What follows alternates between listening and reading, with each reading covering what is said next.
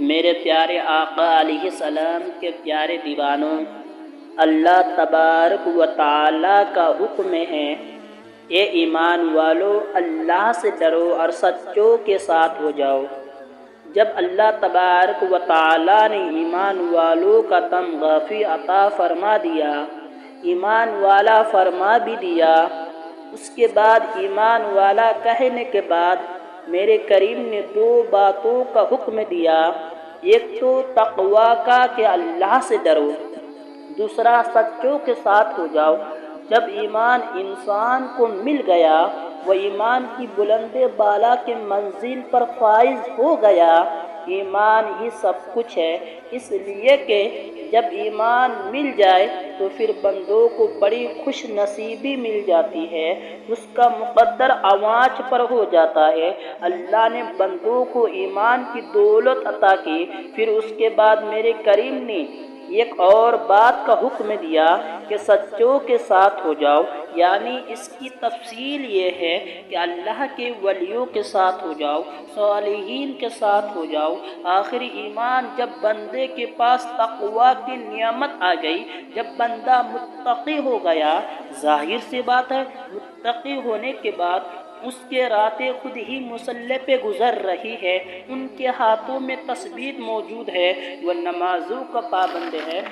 وہ جماعت کا پابند ہے، وہ ساری عبادت کر رہا ہے۔ کونوا مع الصادقین کا کہنے کا مطلب کیا ہے؟ میرے پیارے آقا علیہ السلام کے پیارے دیوانوں، یاد رکھو، انسان ایمان لانے کے بعد جب عبادت کرتا ہے، شیطان کی کوشش ہوتی ہے ایمان والوں کو پہلے عبادت سے روکے، اس کو عبادت کی طرف جانے نہ دے۔ بندہ جب عبادت کر لیتا ہے، شیطان کی کوشش ہوتی ہے اس کی عبادت ظاہر کرنے کی کوشش کرتا ہے۔ بہت سے ایمان والے کہلانے والے، بہت سے ایمان والے کہلانے والے کے ہاتھوں میں اگر کسی سچائی کا دامن نہ رہا، کسی ولی کا دامن نہ رہا، فیضان نظر نہ رہی، شیطان اس کو رستے میں لٹ لیا۔ اس لیے کہ شیطان نے کہا تھا، مولا تو مجھے مہلت دے، میں صراط المستقیم پر بیٹھوں گا۔ اس نے یہ نہیں کہا تھا میں دوسرے راستے پر جو گمراہی کے دلدل